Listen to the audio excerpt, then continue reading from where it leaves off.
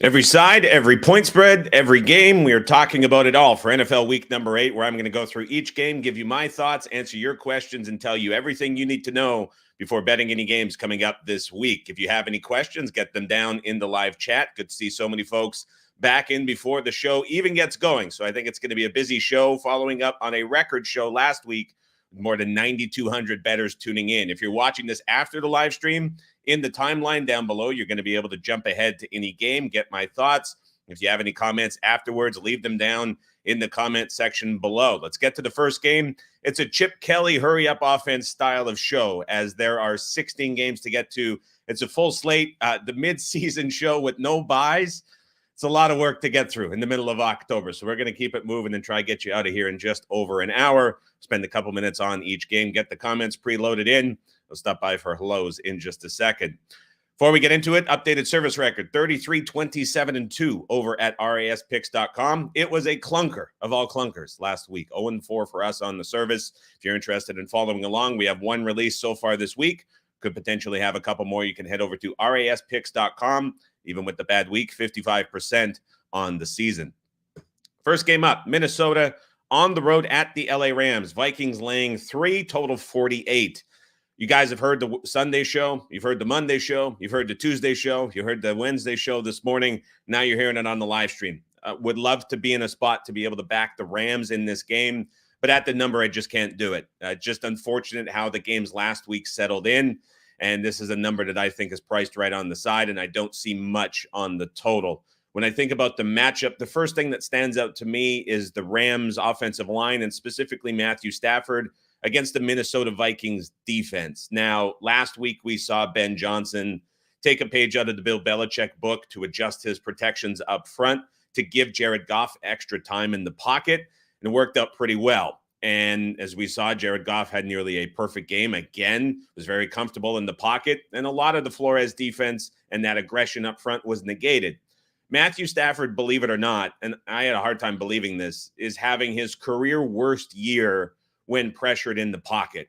And his QBR and his rating is 32nd when pressured. We've seen some bad quarterback play, but for Stafford, it's really been an outlier year for his career. And what I wonder is how much of that is Stafford at his age taking a step back, potentially under pressure, versus how much of that is the fact that the Rams have gone through the majority of the season with Whittington and Atwell as their wide receiver number 1 and 2. And so I think it's a combination of both.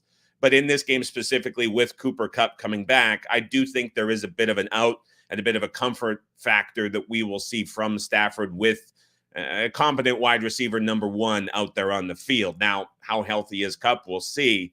But the fact that they let him take last week off when he was practicing, and now he's practicing in full, is a pretty good sign. So to me, that's a big matchup that the Rams have to figure out up front.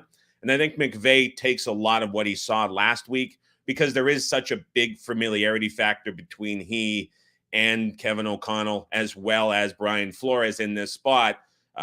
Just the teams know each other so well. And I think McVay has the advantage in that, given the familiarity he has with the Vikings. For the other side on Minnesota, I think just a couple questions I have is, one, what kind of counterpunch can O'Connell throw at McVay he doesn't see coming? The Rams defense has improved a ton the last 2 weeks. McVay called them out after one of the games. He made some personnel changes, shifted some things in the scheme, and a lot of those big explosive plays that the Rams were conceding have gone away, and it's looked like a much better, a much more coherent defense. Minnesota has been great all season as a front runner, but we saw what happens when they fall behind for the first time outside of the first quarter last week, which is pretty crazy to think. You get to week 7 and you have such comfortable leads for the duration of all these games. First time we saw Minnesota trailing was last week beyond the first quarter. They looked a little bit different, as would any team that's had that much comfort. And so if this is a spot where perhaps we see the Vikings a step slow, we obviously know McVay, now having a little more input in the defense, knows exactly what he's going to get from O'Connell, exactly what he's going to get from Darnold. That's a potential advantage for the Rams in this spot too. And then again, those defensive comments on the other sside for Flores against this offensive line and Stafford. I think there's some things that certainly work here in the Rams' favor. But again, like at the number, I can't get there taking 3. I was really hoping we were going to see a bigger number, and we maybe saw the Vikings win and the Rams stumble against the Raiders, and that's not what happened. And we're just at a price that's tough to back. So it's a stay away for me on this game, but I do think there's certainly some interesting matchups here that work in favor of the Rams. Let's get through and say some good mornings. Diane is back for another show. Devin Barth asking about futures. Bring that up at the end of the show, Devin. I'll get around to that. I do have a thought on that Packers comment you mentioned, as well as another team. H-Train, good morning. No Panthers. Okay, we'll talk about that game in a little bit. We have some thoughts there for sure, but have been able to avoid getting involved with the Panthers for a couple of weeks. I think we're dodging another week as well. Lots to talk about in that game. Nathan back for another show. Good morning, SS. Ryan Roberts talking about the Colts movement. David Rosansky, what's a good source for betting data from previous seasons? I saw your DM. I will get back to you with a more detailed reply. I would say for this specifically, if you want to pay for something, I believe in DataBet. Still has a really good database that you can download. If you want the free version, covers in the matchup pages, always has really good data as well. So those would be two sources that come to mind. I'll get you a better answer in DMs. I just have been tied up a little bit the last couple of days. As always, you can message me on Twitter with any DMs you have or leave them down in the comments below. Last week, there were more than 60 comments here on the YouTube video, so I'm always able to get to those as well. Joe Ross says good morning as well. Adam Orphan from the desert messaging in. Good to see you back for another show. We're also seeing Sean is in, Bruce in for another show. Jay Nava's talking about the Bears already. Preston in for another show too. Connor back, big churn. Oh, I feel like I'm getting smaller, but we'll keep the big moniker holding on for at least a little while yet. We'll see how that trends over the course of the season. Lots of other folks in the show as well. Good to see everybody. Kurt says, love the show. Listen every morning while walking the dog. Love it. Curious about your thoughts on survivor options this week. Good question for the end of the show. I try my best to avoid giving a lot of survivor advice. You've made it this far. You're in the running. You've probably done it without me giving you direct advice. And there's a lot riding on you for those survivor pools. And so I'm always hesitant because it turns into a massive sweat and I don't know the backstory. I would say the obvious one you have to look at if you haven't used them would be Detroit, but then you have the Thanksgiving game implications. I don't know how that looks at. It doesn't take a lot for me to point out the biggest favorite on the board. If you're looking for something perhaps a little bit more selective and you're putting me on the spot, I would look at the Miami Dolphins at home hosting the Arizona Cardinals with Tua coming back. Matt, good to see you in the show as well. Good to be able to tune in today. Good to have you back as well. Same thing with Nino. John listening from South Bend as well. Good to see you guys in for another show. Let's get to the Sunday games. As we just talked about, Detroit laying 11.5 points at home with a total of 45.5, hosting the Tennessee Titans, who just traded away DeAndre Hopkins. And we really don't know what we're getting from the QB spot yet for Tennessee. Is it going to be Levis? Is it going to be Rudolph? Is it going to matter? I don't know. I think that's a fair question to ask too, because it certainly didn't last week. Still unable to get wide receivers involved, and now they don't have their best wide receiver, and their wide receiver number 2 is doing his best not to catch any passes. I believe it is now 17 targets and 3 catches for Ridley in the last 2 weeks. I've tailed the hitman on those, and I think I've picked the 2 props that he sends out that haven't won the entire season on those specifically. As he has been killing it, but those Hopkins numbers are like 2.5, 3.5 catches that you can find, and he's getting a mountain of targets, and he's doing nothing with them. And so I don't know if a QB change switches that now that he's even in an elevated role, and there's just so many questions about the Tennessee offense. But this game, for me, is about the Detroit Lions in a role they have never been in before, believe it or not. This is the first time in the Dan Campbell tenure that the Detroit Lions are going to be laying double digits. They have laid more than a touchdown 4 times in the Dan Campbell tenure.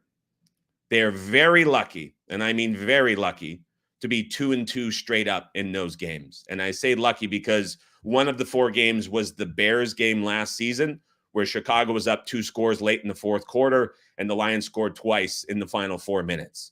So really, this Lions team, when stepping into this role, should be 1-3, which they are against the spread in these games as they have went. And what's interesting to me looking at this, we know Dan Campbell's a very emotional coach.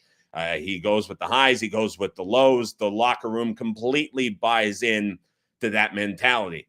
What I can't help but notice in all of these spots where the Lions have been installed as a bigger favorite is they have all followed a game that was a very emotional, back and forth, high scoring shootout. And so they had the OT comeback drive this year against the Rams, if you remember, in week 1. The next week, they're hosting Tampa Bay as a big favorite.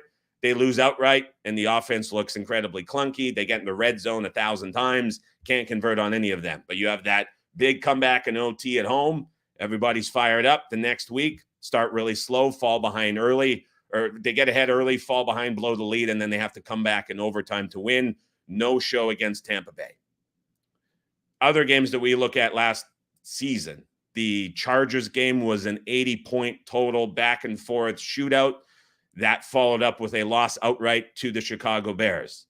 The other game that they had that was comfortable, where they had a big lead and they won, was way back at the start of last year. The next week they host Carolina. That was the only exception to this rule, where they were able to have a comfortable game, then they were installed as the big favorite, and then they were able to cover. But in these 3 other spots where it's a big, high-scoring game, back and forth, emotional, next week, they've laid an egg 3 times. And so I wonder in this spot, off of a massive win against the Vikings, if we see Campbell erase that and flip that, and we see the team buy in, because historically in these spots with Campbell, they just haven't. I think that's concerning as you get to a new high here for point spread laid by a team at home. Just matchup-wise, something that certainly sticks out is this Titans run defense has been very good all season. If we think about the Lions and where they've really excelled, it's getting the ground game going and opening up things in the pass. Really, Jared Goff hasn't been leaned on a ton. He's been incredibly effective. He's been very good all season long. But it hasn't been Goff throwing the football 35, 40 times in wins. It's been a very effective ground game, opening up opportunities in the pass, and Goff executing when he's called upon. In this matchup, I do think the Titans defense up front provides a little bit of resistance, and this is more of a throwing game to expand the lead and get the cover than anything else. Is there concerns now that Jamison Williams is lost for a couple of games due to suspension? He's having a career year. You take him out of the picture. If L'Jarius Sneed is healthy and back for Tennessee, you would think that there is a lockdown option to work with St. Brown, which might bring down the level of effectiveness of this passing game a little bit, if coupled with these historic spots where they struggle, is something interesting to think about. Now, again, you get to this number, it's very tough to justify laying 11.5 points with the Lions. With that said, it's up here because the Titans have been this bad, and we don't know who's starting at quarterback, and we don't know what the offense is going to look like. And without Hopkins, you certainly get concerned, even if they're not executing with wide receivers in any spot. And so I don't have a take on this side. We've seen the total come in with Hopkins gone, but there's certainly that in the back of my mind with how the Lions have struggled to cover these numbers in the Campbell tenure. Green Bay minus 4.5 with a total of 49.5 on the road at Jacksonville. This is a game I just have no thoughts on. It was the one game I didn't write up yesterday in the first thoughts write-ups. I think this is peak Packers pricing, laying 4.5 on the road. But again, there's a lot of noise with the Packers because we've really seen, I would say, 2 games the entire season that represents who the Packers can be and who they are. I don't think we've seen the Packers with a overperformed game yet. I don't think the Cardinals game was that because it was aided by turnovers. So on one hand, we haven't seen, I would say, a complete Packers game yet in terms of like exceeding their ceiling. I was talking about teams in ranges. They'll play 10 games to who they are in a season. They'll overperform in 3 to 4. They'll underperform in 3 to 4. I have a hard time saying we've seen a Packers overperform so far this season. In this spot going on the road against Jacksonville, I would think they have success throwing the football because you have the Packers with effectively 3 wide receiver ones. You have 4 wide receivers that can attack a Jags defense that plays a ton of man coverage. The way we've seen Love get play action more involved in the offense coming back from injury and how this offense has looked the last couple of weeks, it's hard for me to envision Jacksonville defensively having a lot of success against that. And so I do think there's certainly a path for the Packers to look really good. Where I struggle with this, when you're getting into laying this number on the road, I don't know what we're getting from the Packers defense on a week-to-week basis. When we're talking about just specific units overperforming, perhaps last week was an overperform from the defense, but how much of that was Houston's offense without Nico Collins playing outside, struggling as we're seeing them every week? And so I don't really have a firm grade on what the Packers defense is. Like week 3, 4, I thought they were turning the corner after avoiding playing a lot of mobile quarterbacks for the first time. They had that Tennessee game where the pressure looked great, the blitz looked great. I just don't know what we're getting weekly from it. I want to think it's a lot better than it might be. I don't have a lot of confidence in that. And matched up here against Jacksonville last week, to me, was one of the better games we've seen from Trevor Lawrence ever, even though it started off very slow. Numbers looked great. We're seeing Brian Thomas involved a lot more with the Etienne injury. That's kind of forcing Bigsby, who's the better back in the backfield, to get more contribution to the offense, which is helping things out a lot. And I mean, if you're getting 4.5 at home, that could be a compelling case to bet into. I struggle a lot with this game. I don't know what to make of it. The totals moved up almost a field goal from where we were on the look ahead, which makes sense. The one caveat that I would put into that is before the Pats game, we saw Cisco, the safety, call out the defense, and the players held a players-only meeting behind closed doors. It went into that game with a much different mentality, a bigger sense of motivation, perhaps. Reminded me a lot of what we saw from the Bengals pre-Giants game. It was a very similar thing, and we saw the best defensive performance from the Bengals in that spot. And we saw the Jags do it, and I don't think it's a coincidence that we saw the Jags defense look a lot better than they had in recent weeks. Following that, especially getting back their best cover corner and Tyson Campbell in the defensive backfield. So just a lot of question marks I have. Struggle a lot with this one to find anything side or total. Next game up is the Indianapolis Colts on the road at the Houston Texans. Texans laying 5 points with a total in this game of 46. The Nico Collins absence is massive for the Houston Texans. I think it's a problem. I think the offense has looked as bad as it has since, I would say, week 1 of last year when the Texans went into Baltimore and C.J. Stroud's debut in the rain. It's been ugly. And so the optimism around this Texans offense has shrunk in a big way. And it's a problem right now, and it's entirely being propped up by Joe Mixon. Now, in this matchup against the Indianapolis Colts, where teams have absolutely feasted, unless it's Will Levis or Tyler Huntley, who elected not to throw to wide receivers, you would expect the game plan to be a lot different. And C.J. Stroud has certainly had a ton of big games in his career against the Colts. But the problem is a lot of that has been fueled by Nico Collins specifically. And so if Collins is not on the field, what you're taking away from this matchup in the past is a wide receiver who's gone well over 100 yards in each of those games, has been the top contributor for receptions. He has been the main weapon when facing this Gus Bradley cover 3 defense that C.J. Stroud has tore up his entire career. Now, we know that C.J. Stroud is better against zone coverage than he is man coverage, and he's going to see a lot of zone because Gus Bradley just refuses to change. He stays in the same defensive packages. He does nothing to change, and it's incredible to watch how consistent he stays on a week-to-week basis from his defensive play calling. But again, without Nico Collins, you're taking away that main option against these defenses. Now, if Joe Mixon is going to be leaned on a lot in this game, you would think there's a path against this Colts defense. However, we're getting notes already this morning from practice that DeForest Buckner is back at practice. And all of a sudden, this Colts defense that has been banged up for several weeks now has got guys back in the defensive backfield the last couple of weeks. Now that front 7 is getting healthier. Unfortunately, the Colts got bet. We were messaging in the live chat before the stream got going. Can't talk about betting that now at the current price, which is down as low as 4.5. But this was a game where I was looking at the Colts as a pretty appealing side. But at the current price, again, it's going to be a pass. We're likely to see Jonathan Taylor back in this spot for Indianapolis. And there's a lot here for Shane Steichen to get right. These have been very competitive division games. In week 1, he came forward with a game plan the Texans certainly were not expecting, which was a very aggressive downfield passing attack. Everything the Colts were doing in the preseason was predicated around the RPO game. We didn't see that hardly at all in week one. Taylor still had a good game, but it was a very different game plan than expected. We saw Richardson connect on some big throws. I would expect this game to revert back to what we were expecting the Colts offense to be, especially with some of the Richardson passing struggles, to more of that RPO style passing game and rushing attack with Taylor coming back in this matchup.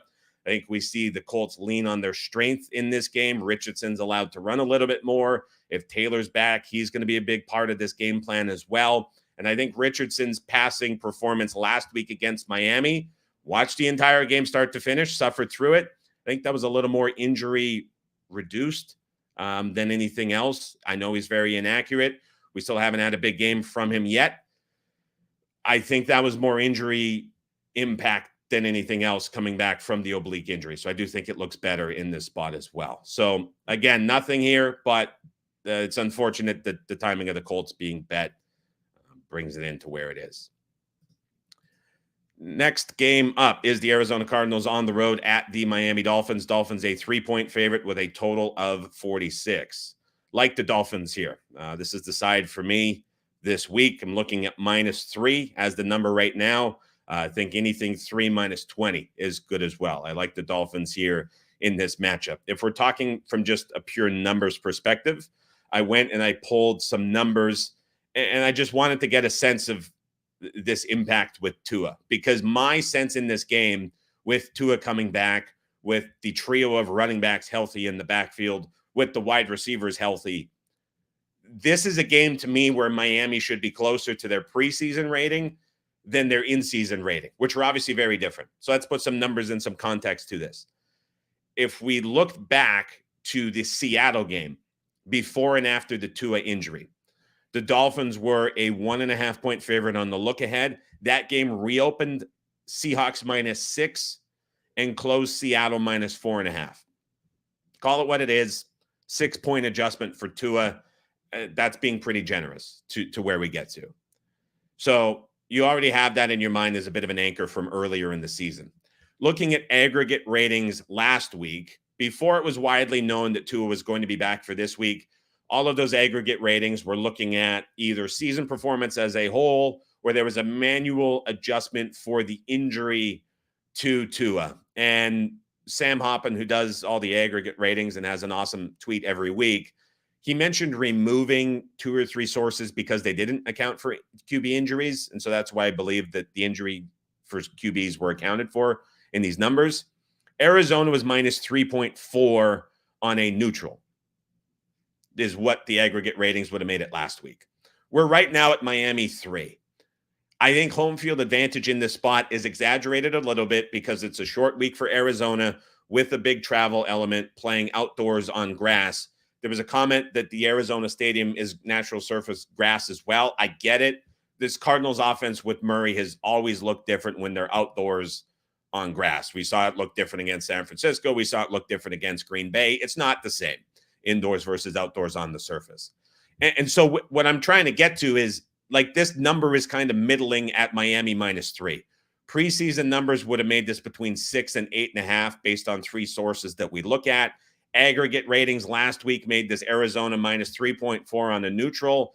If you're giving Miami here 2 for home field, like we're like 3.5 to 4 points back of Tua for that original 6-point adjustment. And I don't think it's moved enough. I think this is not accounting for the impact on how much this offense is going to improve with him back. Arizona suffered at least 3 starter injuries on defense the last 2 weeks. We could potentially see another guy miss this week. They lost Gardeck last game against the Chargers. You're still down pass rushers up front. The linebackers are banged up. We'll see what happens with Murphy Bunting. That was the name that I mentioned. Could be unclear for this game as well. I think this should be back to where Miami was preseason, which would make this closer to 6 than them sitting at a strong 3. That's just how I look at it. And I don't think this has moved enough. Now, the concussion commentary has been interesting. I read a medical document from Chapel Hill that said, I'm talking about Chapel Hill like I know what that is. I read a medical document. I scanned the summary because like I'm not getting into that. That comment sounded a lot smarter than I am. It's not true, but I looked it up. The QBR drops on average about 15 QBR points for concussions coming back, QBs coming back from concussions in their first game. I messaged a couple Twitter doctors as well. Dr. Chow said the drop-off is statistically insignificant. I heard from Jesse Morse as well. He said he didn't have any concrete data, but had heard it wasn't a big impact. I have a list of guys to look through. I'm going to go back and see if it is. It doesn't seem like it's a whole lot coming back from the concussion in that first game compared to other injuries. So I don't think that's a huge concern in this spot. I like the Dolphins here at -3 on the side.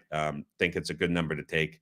And I do think it is short. And so I like the Dolphins here in a bounce back game in the matchup. Atlanta -2.5 with a total of 46 on the road at the Tampa Bay Buccaneers. This is just a killer for Tampa Bay, losing Evans and Godwin and now coming back on the short week to play the Falcons at home in the divisional rematch where you allowed Kirk Cousins to throw for 507 passing yards in the first meeting on October 3rd. And it's just now looking at what in the world do you get from the season in this spot. So something I will say is this is a max versus minimum rest. No, pardon me. That's the Saints game. I almost blew it for this.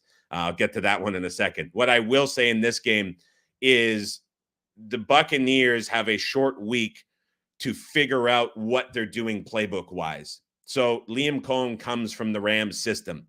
The Buccaneers have used 11 personnel at the third highest rate of any team through 7 weeks so far in the league. With Evans down and Godwin down, not only do you lose a lot of production, obviously 911 combined yards, 11 touchdowns. No other wide receiver on the Buccaneers roster has more than 93 receiving yards through 7 weeks. This is a offensive scheme change that I think is going to be required. I question, are they going to be able to sort all of that out on a short week, going from what was predominantly a 3 wide receiver set offense to, I can't imagine they stick with that with Sterling Shepard, Jalen McMillan, Trey Palmer. Like, are they really going to run out that trio of wide receivers at the same rate? I don't think that's going to happen. And so it's going to be a very different looking Bucs offense, I would expect. There's no commentary yet because the Bucs played Monday night. I think this has to be more 2 tight ends. It has to be more 2 running backs. They were effectively holding running back tryouts against the Ravens, which with each of the 3 guys getting a series to start the game. So I think it's a bit of a curveball spot for the Buccaneers that they're forced into in this matchup. Here's what's kind of intriguing to me as I look at this. So a 4-point adjustment is what we're looking at, not including the move through the 0 for the loss of Evans and Godwin. It's a lot for 2 wide receivers. I get that they're very impactful. I get that their impact is going to be significant. But I think back to Baker Mayfield's time in Cleveland, and especially towards the end of his time in Cleveland, there was a push to where he was a lot better when using play action out of heavy personnel and having time and comfort in the pocket, throwing the football, than he was in straight dropback scenarios from 3 wide receiver sets. He's been great this year from 3 wide receiver sets, and he's had the talent to support him. But it's not like it's an unknown spot for Baker to play out of these different looks. And so if the Bucs go into that, I think it kind of works in the first game. And I also think back to the Rams a couple of weeks ago where they were forced into doing something similar. And there was an article on The Athletic about the Rams who have worked for the last 2 seasons to kind of throw in sort of outs in their playbook to, if they suffer wide receiver injuries, how they can shift to 2 tight end sets. And it ended up with the Rams bulking up with extra tight ends this year. And they rolled it out, and it looked pretty effective in that first game that the Rams were forced into doing it.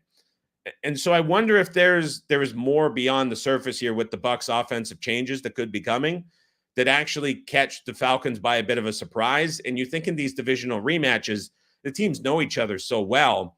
And if you're getting a matchup where, by all means, you were in position to win the game the first time, and now you have kind of a competitive, I don't want to call it a competitive advantage, but you have something that you can throw at the Falcons 3 weeks later that they didn't see in that first game. That's kind of intriguing to me a little bit. Now, on the other side, we saw the Falcons again. Cousins throws for 507 in the first meeting. He had everything he wanted against this Bucs defense. Between then and now, the Bucs defense has got healthier, and we've seen Cousins struggle the last couple of weeks when pressured, especially against Seattle. Last week, the Seahawks were daring him to throw downfield, and he couldn't do a whole lot because the Seahawks front seven was winning. And if this is a Bowles spot where he's like, we lost our receivers, we're in trouble, we're bringing everybody, and we're going to try to get Cousins off his spot, we're going to gamble, it's boom or bust. I think that would be a reasonable mindset for Todd Bowles in this scenario. And maybe that works, and maybe that wins. And so I say all of that to say I kind of like the Bucs here in this spot, getting 2.5, as it's been a big move for two wide receivers as impactful as they are being taken out. So I couldn't be laying 2.5 here with Atlanta in this spot, and I like the Tampa Bay Buccaneers here plus 2.5. If you're enjoying the show so far, consider hitting the subscribe button down below. Can we get to 10,000 by the end of the week? We're just short of 10,000 subscribers on YouTube. If you're watching on TikTok as well, I just turned my head to look at you guys. Consider subscribing to the Right Angle Sports channel here on TikTok as well. I know you guys have a lot of comments. I'm having a bit of difficulty looking back and forth, so I appreciate the 731 of you, perhaps, that are watching this stream. Keep the comments coming. We'll figure out a way to get everything working out as well. I still don't know what's going on this platform, but we're working with it as we're trying to figure it out as we're new to the platform and getting a lot of intriguing commentary on that as well. So let me know, guys, on YouTube as well. Hit that thumbs up button if you're enjoying the show. If you want to leave any comments as well, get them in the live chat, and I will get to them as we work through them. Next game up, Chicago Bears on the road at the Washington Commanders. Bears minus 1.5 with a total of 44. This game was bet last night by a pro that brought the 2.5s down to 1.5. My only understanding of why you could bet Washington in that spot is there's thought that Jaden Daniels has a better chance of playing than not. I don't have any confirmation whether or not he is in or out. He has the week-to-week designation. Typically, when you're given that designation, it's not a great sign for playing the first game after receiving that. We'll see what happens. That's a big unknown. In terms of Marcus Mariota, if he were to start, I have a tough time deciphering what was the Panthers' defense making him look better than he perhaps is versus how much is that just him going into an offensive system that sets up really well for him last week. Everybody's moved it against the Panthers' defense. He came in, the score was 10-0. He was in a comfortable spot that just became easier as the game went on. And so I don't know how much was Mariota. I don't know how much was Panthers' defense. Have a tough time kind of discerning between that. What I do know is that Washington has not faced an opposing defense that through 7 weeks ranks above average in EPA per play. Chicago through 7 weeks ranks third in EPA per play. So in terms of stepping up in class and stepping up in terms of opposing defensive competition, this is a big step up for the Washington Commanders, regardless of quarterback. Now, if this were to be a Jaden Daniels game, we would certainly see this trend back towards Washington -3. If it sticks as a Marcus Mariota game, I don't think we see the Commanders close a favorite. And if that's confirmed later week, I do think we see the Bears take a little bit of money because it is very hard to ignore the trajectory that the Bears offense has been on the last couple of weeks. It's been against defenses who have been bottom tier, but the Washington Commanders defense is in that same class as Carolina. It's in the same class as Jacksonville. It's in the same class as the LA Rams. I mean, it's not like the Bears offense is stepping up in this spot. The Bears also have the benefit of coming out of the bye after that win for a young team with a young quarterback, getting things together. I think the bye came for Chicago at a pretty good time to continue progressing on offense.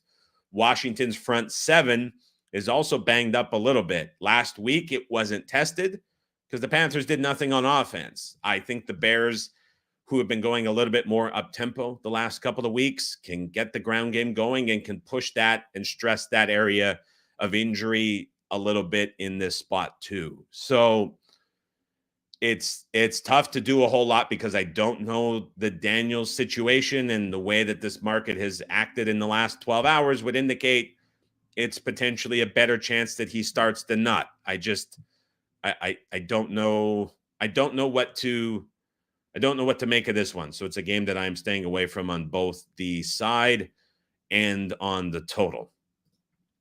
Question from Connor, who says, Churn connecting with Gen Z and Gen Alpha on TikTok. I don't know what either of those things are.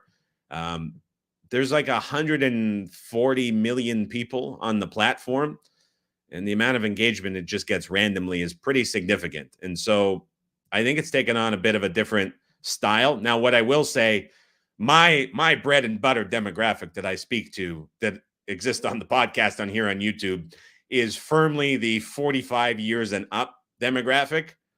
The stats we're getting back from TikTok is like 18 to 24, overwhelming. So it's a different world for sure that I have definitely outaged. But as you get more and more content out there, it finds its home and the algorithm does its thing. So we're just trying to be on different platforms and expand the audience because we think the content is pretty good. And you guys' comments would suggest that it is. But I'm fully aware of the audience which I resonate with and present to. And it's been a bit of a navigational journey of intrigue so far in the first 10 days over there on that platform as well. So the more we can do, the better. Appreciate everybody with their comments on both platforms as well. Jaden Daniels is not practicing today due to his rib injury per Schefter, says Elite Deet. We're also seeing Devin says, there we go. If Daniels is out, does this get the Bears -3?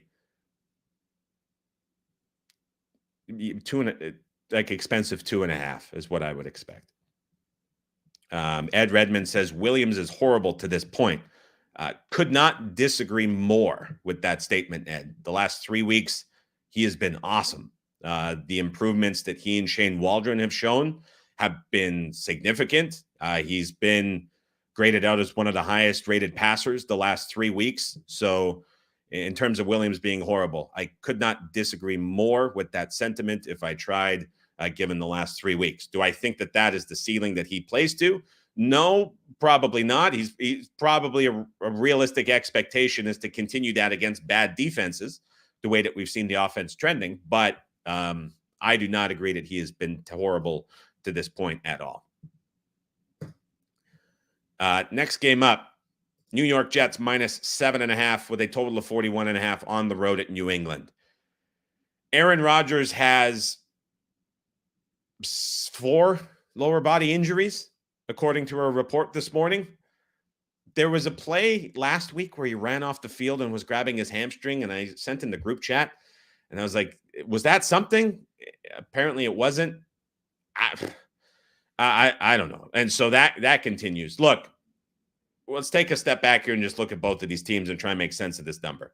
Jets closed 6.5 at home on Thursday Night Football, hosting the Pats in the first meeting, where the Pats were coming into a short week with a new staff for the first time, which is a spot in the league where they always tend to trend worse and underperform. And the Pats certainly did that. Now, the Jets are laying 7.5 on the road in New England a few weeks later. The Jets have lost 4 games in a row. When I put this game into context, I can see both sides of this. The first side of this is that the Jets have lost 4 games in a row, but they have played defenses which rank 5th, 11th, 2nd, and 1st in EPA per play while going through a head coach, offensive coordinator, and play caller change while integrating a new wide receiver 1 in that time. I know that that's not a popular or fancy thing to say because everybody just wants to tear down the Jets and complain about it. If this was almost any other team going through that same scenario, I think that that's a valid handicapping angle to try justify why you could play on that side when it's matched up against a defense which was just called out as being soft by their head coach anytime a head coach calls out the unit which he represents, Mayo's a defensive guy, and calls them soft, and then gets criticized by the head coach who he replaced in national media, that's a bit of a disaster scenario. And the Pats defense, for as much as people want to say that Mayo was being unprofessional, it's been soft. It's been really bad. And so when you think about the caliber of competition the Jets have faced, and now they're facing a defense on the other side, which is in a completely different class, you would think that this is a spot where the Jets offense responds as you would with any team in the handicapping scenario. It's really hard to ignore the subjectivity that is around this game, though. You think about the Rodgers injuries. He says the injury was flat and low against the Steelers. He was generally angry, calling out media. The run game for the Jets has been almost non-existent outside of some bursts against the Buffalo Bills. There's a lot of problems with this Jets team. There's now what I thought was a very interesting comment where Rodgers effectively on the McAfee show yesterday, I don't want to say shit on, but for lack of a better term, shit on the defense, right? He said the defense is not going to win us games. We need to move forward as a team where we're looking at the offense winning games. Well, that's a ridiculous thing to say, but how much does it reflect how much this defense has regressed for the New York Jets? And so I cannot do anything with the side. At 41.5, I would lean strongly to the over. The first meeting between these two teams closed at 39. The Jets offense with Devontae Adams taking on a bigger role, by all accounts, should be an upgrade from that team that played a couple of weeks ago. Based on those defensive comments, I think that's pretty concerning. Now, DJ Reed and Michael Carter Jr. are both limited participants at practice, which is a good indication that they could be back. But the Jets could be down both starting safeties in this matchup. The outside corners matter a lot more, but that's something. So you have a better Jets offense with the quarterback devaluing the defense in media. I think that lends itself to more of an over team than an under team. The Pats are certainly more of an over team with Drake May than they were with the Jacoby Brissett offense that closed 39 in New York a couple of weeks ago. New Jersey, you'll criticize me for not saying MetLife Field. Point is, very different, right? So I think we should probably see more than a 2.5 point adjustment from where the first game closed, considering the Pats are much more of an over and the Jets are playing like more of an over than we saw a couple of weeks ago. So strong lean here to the over at 41.5 in this game. Buffalo -3 with a total of 47 on the road at the Seattle Seahawks. Now, this is a game that is just really priced right, and I don't have a better way to say it. I know that that's a boring answer, but I think that this is a number that is spot on with the side and spot on with the total, and I don't really have a lot to contribute here in terms of directing one way to go potentially with a bet on the point spread or the total. We have a couple of different sources that we look at where we source numbers. Everywhere's making it between 3 and 4. It's just a fair number in this spot. The big question for me, I think in this game specifically, is Seattle potentially without DK Metcalf. We'll get the injury and practice report a little bit later. If he is taken out, I mean, that's a massive blow to this offense. And they're certainly going to need him in this matchup against the Bills team that has great outside corners. Last week, I was shocked at how bad the Seahawks offensive line looked. That was a very poor Falcons pass rush that pressures the quarterback fewer times per game than any other team in the NFL. And Geno was under pressure more than 35% of his dropbacks. And so it doesn't seem like it matters who the Seahawks face. They're just going to be letting Geno operate consistently under duress and pressure in the pocket. He has navigated it exceptionally well the entire season and has just been awesome for 7 weeks. Against the Bills pass rush, which gets home at such a high rate, this is a really troubling matchup if DK Metcalf is not there as an outlet. And I don't know what we see as a game plan from Ryan Grubb, who has desperately tried to be very run-heavy in past weeks, but has just been forced into allowing Geno to drop back and throw it a ton of times. He did do his best to reduce it against the Falcons. Geno only had 28 attempts. If Geno's dropping back 30-plus times in this game against the Bills, that's not a winning formula for the Seahawks at home here. This, to me, has to be a game where they get the ground game going with Kenneth Walker. They go right at the middle of the Bills' defense. They try time screens right, especially if Metcalf is out. But there's just not a lot of great opportunities here because Smith and Jigba, who's been great as well for the Seahawks, just draws a brutal matchup in the slot against the Bills' nickel corner Johnson. And so this is hard across the board for Seattle offensively. Now, the Bills offensively, I think you see potentially a bit of struggle there as well. They struggled in the first half against the Titans, and Tennessee played a ton of zone coverage. In the second half, the Titans went to man, and the Bills scored 27 points. I have no idea why any team wants to play man coverage against the Buffalo Bills. Every time we've seen it this season, the Bills just go off. We know one thing is certain about the Seahawks defense. They're not going to play a lot of man in this spot, especially with the defensive injuries that they have in the backfield. Their front seven is healthy. They leaned on that for the win against Atlanta. They're going to lean on that going forward. That's what Mike McDonald does. They just sat back in soft coverage in the secondary and dared Kirk Cousins to throw the football last week, and it won for them. They're probably going to do something very similar in this spot, and I can't help but look at this and say, like, what are the games where Buffalo has struggled so far this season? New York, Baltimore, Houston. When you think about what the Seahawks do coverage-wise and Mike McDonald's ties to one of those teams and the familiarity between those three teams overall, the Seahawks play a very similar style of defense to those three teams.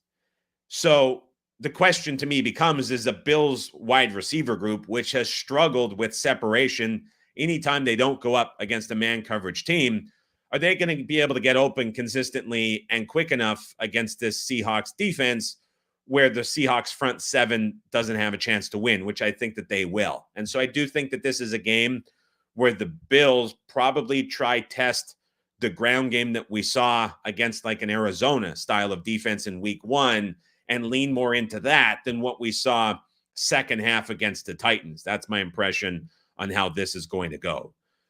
So when I'm looking at this spot, I think it's an interesting offense versus defensive side on both sides of the football. But I do think the price is right. I do think the total is right as well. New Orleans on the road at the LA Chargers. Here was the min versus max rest spot, which I almost botched in the Falcons Buccaneers game as the Buccaneers were involved in the first one. So maximum rest for the Saints, minimum rest for the Chargers. These spots have gone over the total 72% of time that they have been allowed by the schedule to exist. 33, 13, and 2, 72% to the over in these spots. So not only am I looking to the over because of that in this game at 40, but there's other positives in this spot as well. The Saints offense should get back Hill, Olave, Ruiz, and Patrick. All of those are big boosts that the Saints desperately need. It is a multiple point upgrade for the Saints if all of those guys are back. There is a chance that the Chargers will get back Johnson and Chark at wide receiver. So that would be a positive for LA as well. Something that the Saints have struggled all season to do is defend the run. Something the Chargers have done exceptionally well all season is get the run game going. Now, there's also a positive in terms of the Chargers allowing Justin Herbert to throw the ball more. We've talked about that the last 2 weeks here on the show, where coming out of the bye, Greg Roman in his presser said the offense has a lot more to show. He's also now allowing Justin Herbert, because he's healthy, to throw a lot more, something that they want to lean into. Against the Arizona Cardinals, the Chargers put up 6.2 yards per play. Justin Herbert threw it 39 times. Last week prior, he threw it 34 times. So those 73 attempts in 2 games compared to 26, 20, 18, and 27 in the 4 games pre-bye kind of show the shift of this Chargers offense, and it's working. I mean, if you're putting up 6.2 and 395 with Disley, Palmer, and Semi Fehoko, it's a pretty good indication that the offense is trending in a good direction. And against this Saints defense, they're going to have opportunities to do so. And so it's an offensive boost for the Saints, certainly with these guys coming back. Chargers have a chance to get guys back. It's a spot scheduling-wise, which skews significantly towards the over. And you have these comments from Roman allowing the offense to open up and throw more, which I think certainly works out well. And in terms of that Cardinals game, the number of hidden points that didn't hit the scoreboard because of the touchback, because of the 32-yard loss on the fumble to start the game, because of the drop, the field goal decision at the end, a lot of noise in that number as well. This is a Chargers offense that is very much trending the right way. A Saints offense, I think we see bounce back, and I'm just going to continue to play this spot. As we saw the last time there was a max versus min rest a couple of weeks ago, that game went over in the second quarter, and there were certainly concerns about those offenses as well. I think the concerns here are a little bit less as well. So it is an over for me in this game. Philadelphia on the road at the Cincinnati Bengals. Bengals 2.5-point favorites with a total of 48. This is a weird scheduling quirk and oddity in this game. And it's something that I think is very relevant to the handicap that you have to look at and consider and try sift through. So this is obviously AFC versus NFC, but it's weird to see that both of these teams, despite that, have played the same common opponent in the last 2 weeks. And so both teams have played the Browns and the Giants the last 2 weeks. And you can directly look at closing lines and get exactly to this point spread at 2.5. The Bengals closed a point higher against the Giants, and the Bengals closed a net point higher against the Browns. When you remove home field advantage from both of those lines, you add in home field advantage here, you get to a strong 2.5. That's exactly where we're sitting. And so it's hard to say that there's a big difference in market pricing here because we're being effectively priced at the same number that we have seen against common opponents between these two teams the last couple of weeks. Aggregate ratings before last week's games made the Cincinnati Bengals 0.5 point better. Whatever you're giving for home field advantage here, you're getting a 2.5 or a strong 2.5. I mean, the point spread is what it is. It's locked in right where it should be. Now, when it comes to the total, I think that's where this gets a little bit interesting. Both of these two teams are coming off back-to-back unders. Is that because both of these offenses are struggling, or are those unders a product of playing Daniel Jones and Deshaun Watson? So I think the fair question to ask when you're handicapping this game is, when you're looking at a total of 48, is this justified, or should it be potentially higher because the opponents the last 2 weeks that both of these teams have played are bringing this number down? I could go either way on that.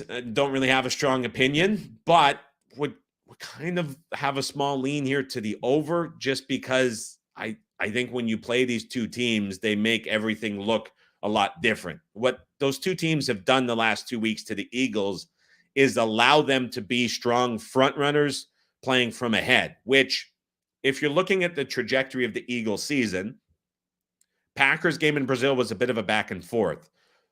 The only time that the Eagles have been playing from behind and their offense has been pushed was against the Buccaneers, but they didn't have wide receiver 1 and 2, and they didn't have their best offensive lineman.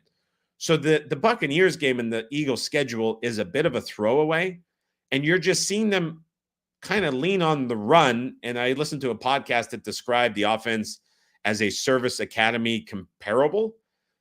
What happens if the Bengals score quickly and it forces the Eagles into a bit of a different offensive style of play that we haven't seen from them?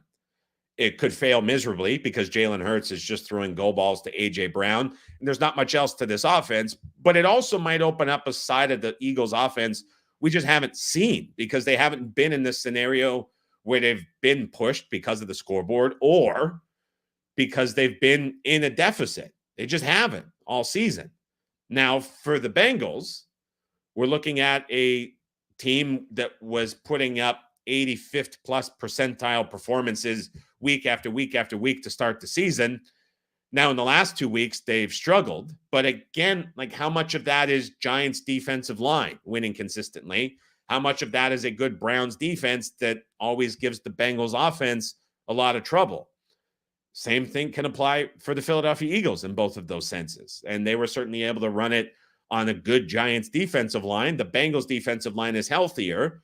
You would expect the Eagles to be able to run it on them a little bit too. And how much of an impact is the Geno Stone injury going to matter against some of these deep shots that Hurts is willing to take? You take away Geno Stone, Dax Hill is already out for the Bengals.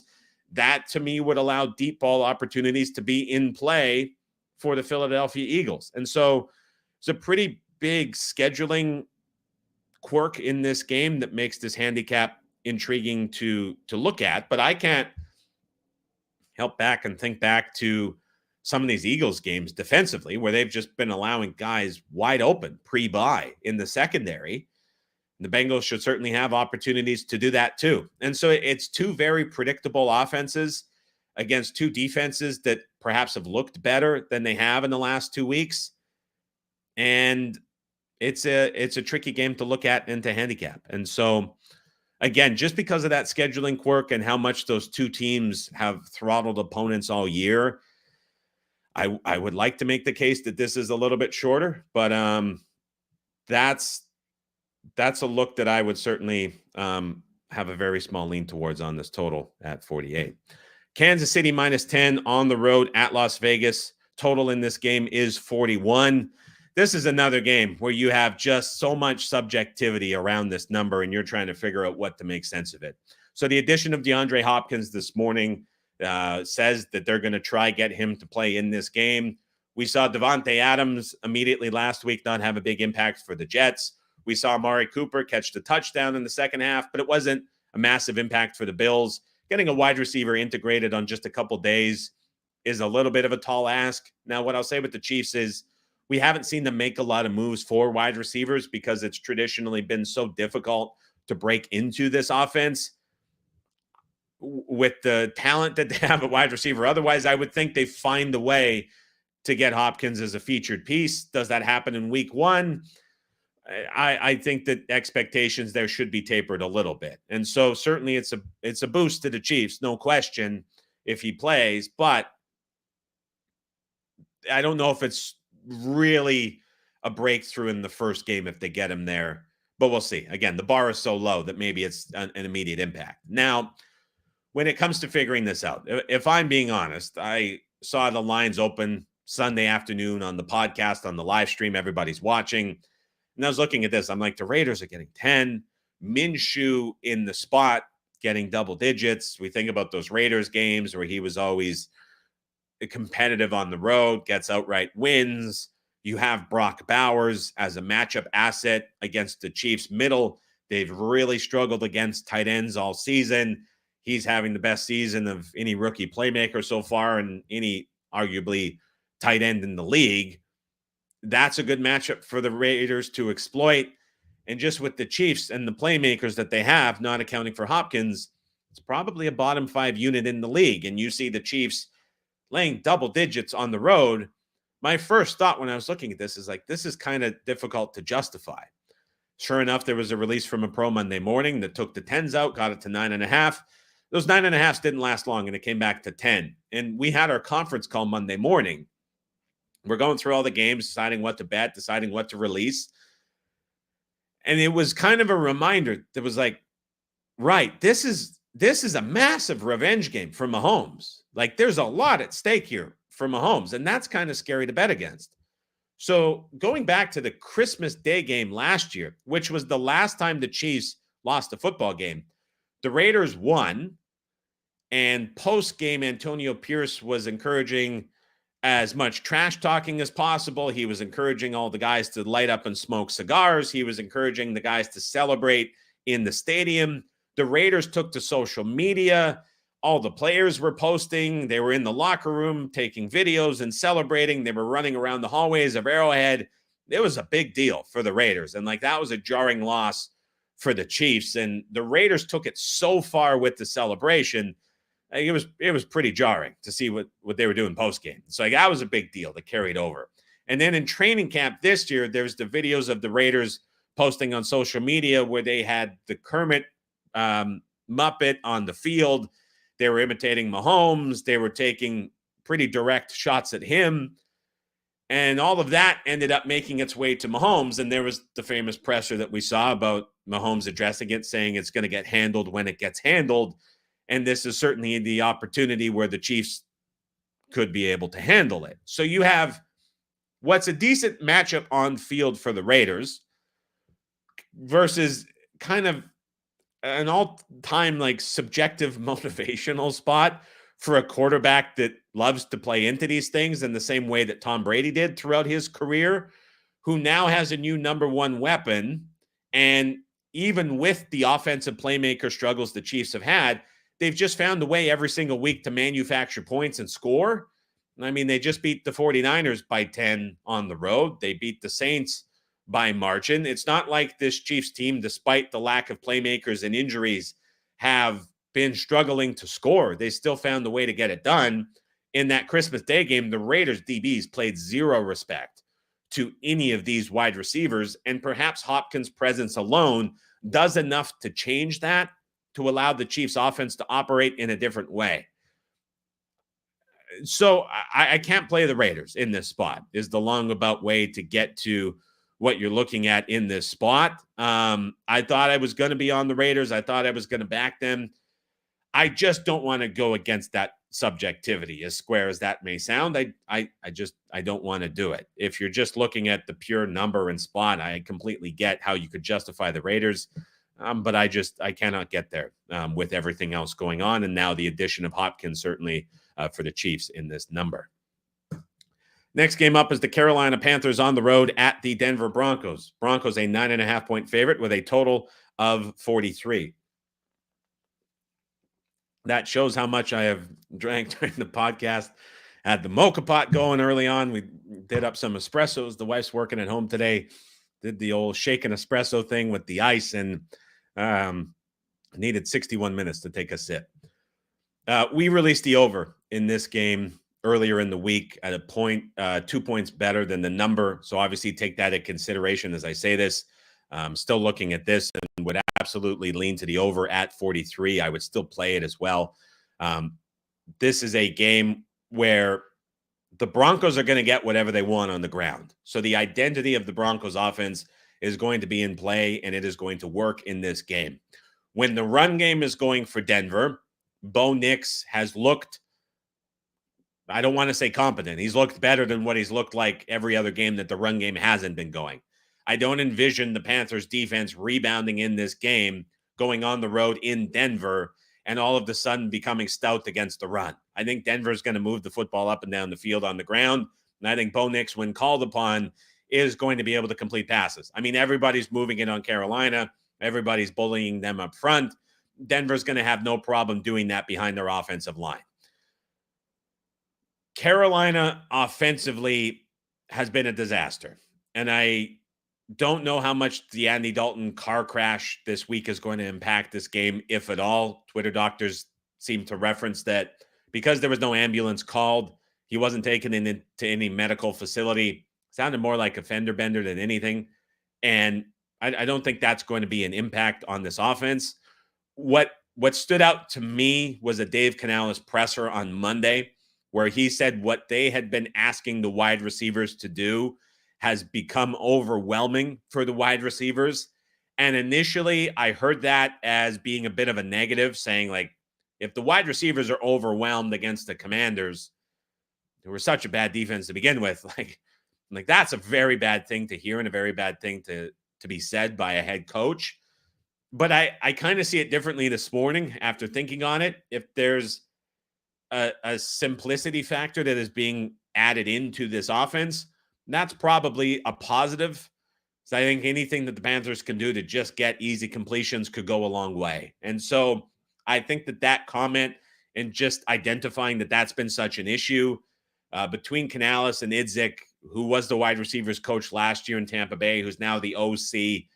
I think just now that that's out in public matters, and we see the Panthers passing game look a little bit more simple and perhaps a little bit more effective in this spot. And so I think that matters.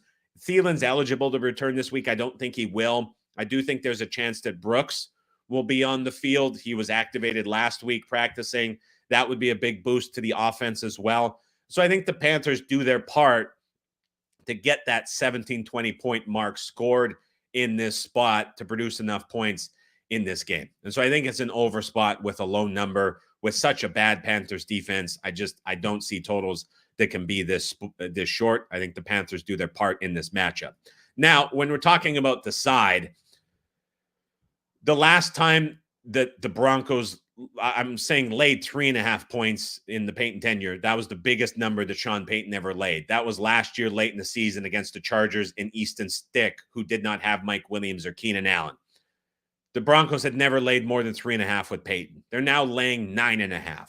It's the third biggest point spread of this season. It's a massive number for Bo Nix to be laying, who has been the garbage time king through 7 weeks.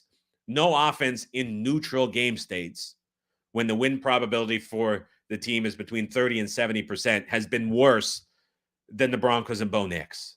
This is certainly an opportunity to right a lot of that, but you do have a quarterback who's looked a lot more comfortable when front running or putting up garbage time numbers. It's a massive number for the Broncos to be laying, but it's a massive number that's continued to be bet, which signals to me that the market certainly thinks the floor here on the Panthers has not fallen out yet. So I know H-Train is in the comments watching. I'm never putting a Broncos minus 9.5 ticket in my account, but I'm staying away from the Panthers. I like the total in this spot as well, and we talked through it internally and just got to the conclusion that here's a better spot where you're looking at it with the over in this game than anything else. So, yeah, that's a surprisingly big number to be laid. Dallas on the road at San Francisco. I'll be quick with this one. The 49ers are 4-point favorites. The total is 46. I don't know how you can act on this game yet. There's so many injuries that we don't know about. The 49ers lose Ayuk for the season. Huge blow. Debo's in the hospital with pneumonia. That suggests a 1 to 2 game absence. Jennings is unclear. Kittle has the sprained foot. If Debo, Jennings, and Kittle miss, and obviously Ayuk is going to be gone, and this is the first week we see the downgrade, I think that's a 4-point downgrade, if not more. If we're seeing Evans and Godwin getting downgraded 4 points, and you're taking away, the entire 49ers offense, that's got to be that much or more. Now, aggregate ratings made this game San Francisco minus 5.3 last week.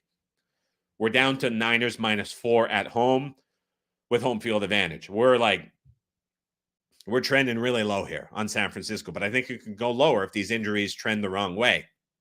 We don't know Dallas and their injuries coming out of the bye yet. I'm looking at Bland, Parsons, and Kendricks. If you're without Bland and you're without Parsons for another game, if you don't have Kendricks to help, there's a path here for the 49ers on the ground, even without weapons, to have a lot of success. Honestly, I'm just waiting on the sidelines to see how low this number gets and if there's potentially a way in to back the 49ers in this game. Can't do anything yet with the injuries. It's only going to go lower as these injuries trend worse for San Francisco. And so it's a wait and see in this spot.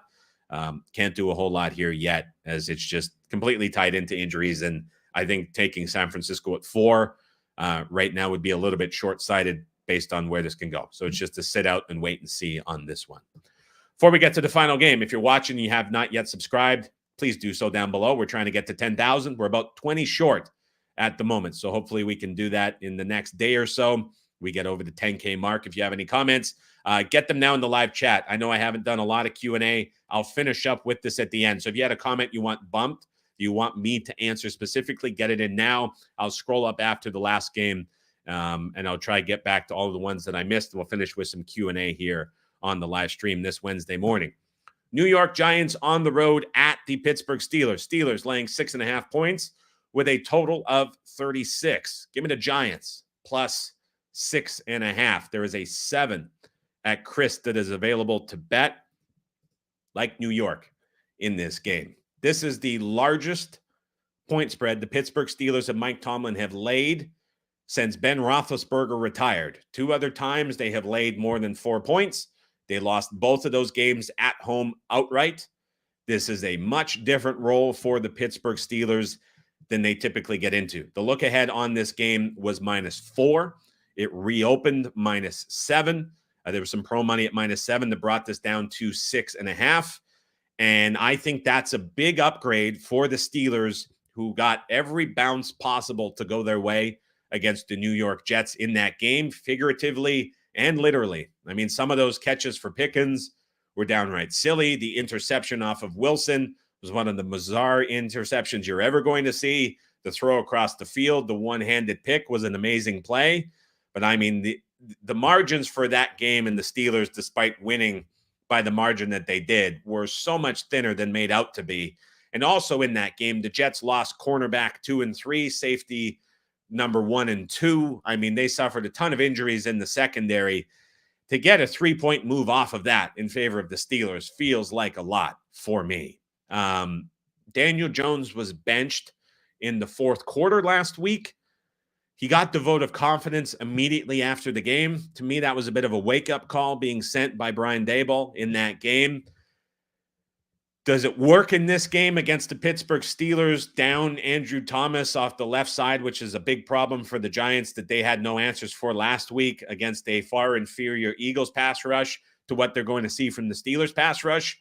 Probably not. That's a big negative. But with a total this short and an adjustment this significant and a team that is as conservative as the Pittsburgh Steelers are, with Mike Tomlin as the head coach, and how this team just loves, especially when they're ahead, to lean on the run, unless they're getting a crazy amount of bounces like they were last week, the Giants don't have to do a whole lot to stay within this number.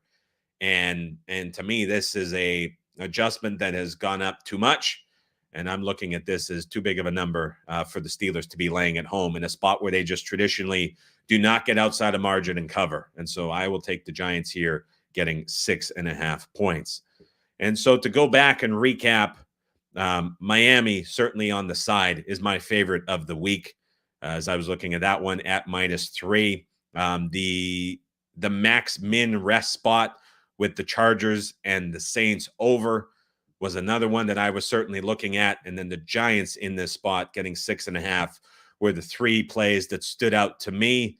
Was leaning slightly towards that Jets-Pats over, just given the matchup and the number history between them and how they become a lot more overs than they would unders. That Colts game got taken out and bet too quickly. Never got the number I wanted on the Rams, and not much else on the board. And then just waiting on San Francisco to see how low that is going to go. Devin Barth, midseason futures. So you brought up the Green Bay Packers at 15-1 to win the Super Bowl, 15-1, 17-1. I think that the futures, let me pull up the current prices on the board. So the first one that came to mind, just price-wise, was Miami at 90-1. I think, again, there's just a big difference in pricing between what this team was preseason, what they've become in season, and what they are now with Tua back. And everybody's just kind of writing Tua off like he's not going to do anything. Is the re-injury risk high? Yeah, it's massive.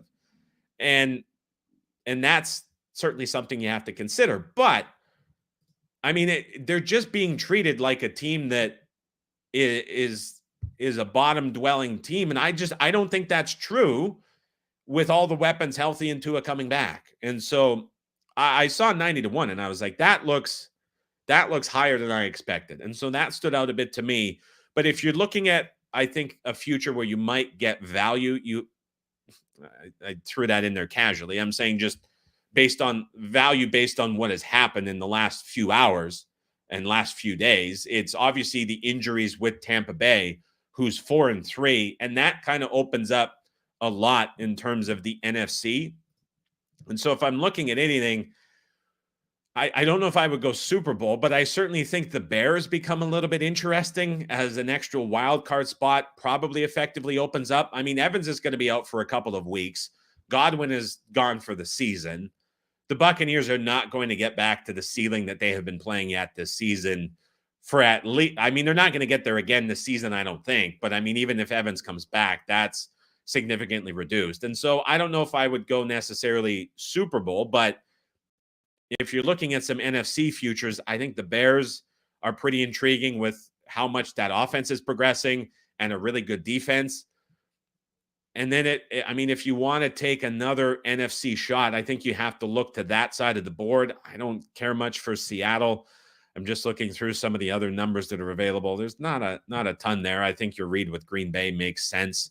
As you were saying that they were higher than they were preseason. But if I was to take two longer flyers, I would look at the Bengals, and then I would do something with the Bears on the NFC side, just because of that injury situation in Tampa Bay and how those wins now look a little bit less given their standing and where they are. Ed says, Adam in capitals, from week 1 to now, how many times have you adjusted Pitt? 3 points. I don't have that off the top of my mind, Ed, but I don't, it certainly hasn't been 3 points. I'll tell you that.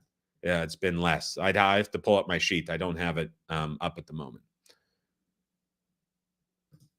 Nino says, if you like a game and the service is releasing that game, do you still give it here?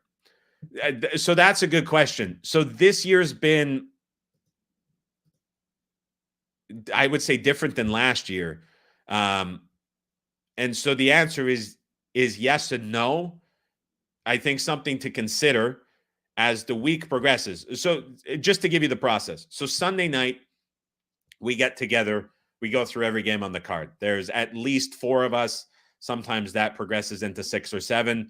Then we do so again Monday morning. We do so again Tuesday morning. And then Wednesday, Thursday, Friday, Saturday, Sunday morning, there's constant chat. We have about 11 people on the NFL side in the channel. We're always throwing in information. We're always throwing in news as it comes. We've got some bots scraping info. It all goes into the channel, and we're comparing as stuff comes out. Everybody has their opinions. Everybody has their thoughts. When it gets to the releasing side, Sunday night, Monday morning, Tuesday, which is when the bulk of games come out, it usually requires an overwhelming consensus among the group.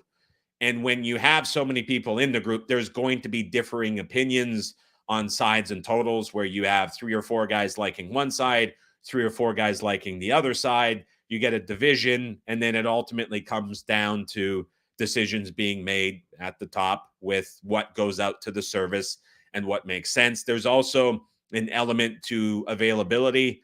You're seeing numbers maybe split on numbers. When can they be released? When is it widely available? A lot goes into it, from deciding what gets released and what does not.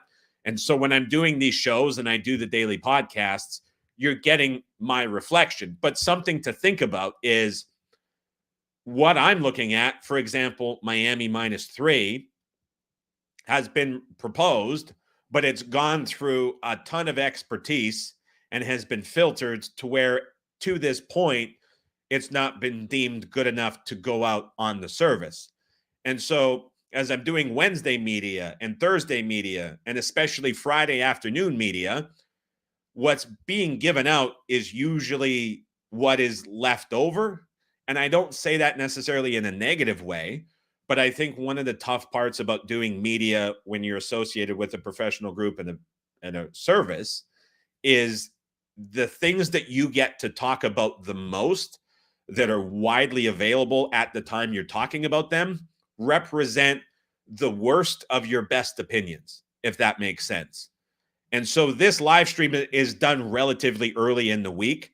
And so a lot that is said on here, for example, Miami was, I think, still a very good opinion. As I get to like the Friday afternoon show that I do with Mitch and Paulie on VSiN, and they're throwing games at me at random, if I have an opinion on that Friday show that is still good, the chances are it's not very good, because it's survived the entire week of going through filtering, of going through other groups not betting it, of going through other pros not betting it, of going through other services not betting it, of the injury report having maximum impact. And so as you watch these shows and you watch everything, that's something to keep in mind, that obviously the best opinions and the best thoughts are going to go out on the service. This show's going to be kind of in between. And as you get to the later stuff in the week, that is far and away the least confident and the least valuable opinions that are given out. And so obviously there's two, as Ed brings up, the limits bump up as well. And so if something from an opinion is surviving to Friday afternoon, you're getting that. That's very likely probably not that great, because not only have we chose not to release it, every other person in the market has chose not to bet it as well. And the chance that I get to Friday afternoon, let alone even here on Wednesday morning to some extent, with something that is truly unique, that is not considered by anybody else, Wednesday morning, the chance of that is pretty low. Friday afternoon, the chance of that is almost zero. So think about that as you go and you watch this. I hope that answers the question, Nino. I do the best to straddle the line between giving something that's as valuable as I can versus not being detrimental to the service versus getting the best stuff out on the service. But in summary, the best stuff will always go out on the service. And then as the week goes on, it gets obviously a little bit less and less. Paul says Chargers Super Bowl, Harbaugh back-to-back narrative. I don't think so. I think the defense is pretty overrated for the Chargers. Vince Vega says Giants are already trying to tank for draft picks. They're just happy that they think they have a quarterback. Little bit early for tanking, I think, here, but you're probably not far off. H-Train says the only future I have is Bears Super Bowl. It's optimistic for Super Bowl, but in the division, it's intriguing for sure. Ed says contrarian would be LA Rams. Yeah, that's a good point. 130-1. Here's the thing I would say about that, Ed, is I'm with you, because the Rams have played the season without their top two playmakers for the whole year, effectively. You think the NFC is a little bit more open now. You get a veteran quarterback who's been there. You have a great head coach and play caller. Kupp is back this week. Puka Nacua is eligible to practice this week. And you have a defense post-scheme shift that has looked really well. The division around them is kind of falling apart as well. San Francisco taking a step back with all the injuries. Seattle, I would say, is in a very comparable weight class to the Rams. But I mean, Seattle's 44-1. The Rams are 130-1. So it's a different world. And you have Arizona, who I think is firmly in that same category as well. And so with the 49ers coming back so much, that's certainly intriguing. I wouldn't even say it's contrarian. I would say it's maybe a bit hidden or unnoticed, a little bit further down the board at 130-1. So I don't hate that, Ed. Honestly, I think that's a decent call. 130-1, you're not having a huge expectation to hit it. But if Kupp comes back and he's not traded, if Nacua comes back and there's no movement elsewhere, and this team gets healthy and the defense steps up, that's a team that's better than 131 shot to make it to the Super Bowl. Elite says, I hope everybody understands the extreme importance and value to what Adam just said. Thanks for sharing that. I hope that helps as well. Can Kansas City go undefeated if they win at Buffalo? Let's pull up the schedule. My initial thought would be no. Big favorite this week against the Raiders. Big favorite next week at home on Monday night against the Buccaneers, who are down weapons. There'll be a big favorite the following week on the 10th at home to the Broncos. That game at the Bills is certainly going to be tighter. Then they play Panthers, Raiders, Chargers at home, Browns, Texans, Steelers, Broncos. Hey, it's not crazy. That Buffalo game will definitely be the toughest. Houston would be the second. I'm going to say no, because we're a long way away from that. And there's a lot that can go on with that offense. But if they get Hopkins integrated in there and he really makes a difference and is an impact player, it's not crazy. It's not crazy. Any other questions before we go and wrap up? Doesn't look like much is coming into the chat. Lots of doubt about that Giants play. I think that's a good dog to take on Monday Night Football. Ed Redmond's criticizing Mahomes for the interceptions. I'll leave that as it is. Other than that, I think that wraps up the live stream for today. Appreciate everybody for stopping by. 1 or 2 sides, 1 or 2 totals. Hopefully it turns out to be a much better week this week than what we saw last week on the service for everybody who is subscribed. If you want more info, head over to raspicks.com. If you're watching and you took even just one thing away from this show and said, hey, that makes sense, I'm going to use that or consider it in my handicap, I would appreciate it if you hit the subscribe button down below or the thumbs up before you go. Again, we set a record last week, 9,200 viewers. That was awesome to see, and the show continuing to get support. I know it was a bit of a longer show today with all the games going on. And also, guys, let me know in the comment section down below after the video finishes. Do you want to follow up Saturday or Sunday morning? I know I haven't done any weekend content, but I'm curious, would a live stream on the weekend help at all? Would appreciate it if you let me know if that would be something to help, just kind of a last second revisit of all the games. If that's something you guys would like in the comment section down below, do let me know. Kevin, I saw your Survivor comment, said early in the show, would look at Miami. If I was put on it, but don't take my word, Survivor. You've got this far on your own. Don't let me sway you one way or another. I don't know the strategy behind it. It's up to you on the Survivor. But if I was in the spot, I would look at Miami. Paul also says, love the old write-ups before kickoff. Those are posted every week on bettingtalk.com. If you'd like to go over and read them, I have them posted around Saturday at noon Pacific. So if you like those are posted every week over on bettingtalk.com. But let me know if a Saturday or Sunday morning stream would be helpful to everybody. Live stream with some player prop specific tidbits would be appreciated if you have enough opinions. That's from Changing 500 and see some Saturday shows. But let me know post-stream in the comments if that works for you. Have a great week, everybody. We'll chat to you on the next podcast episode tomorrow at 5 a.m. Eastern Time.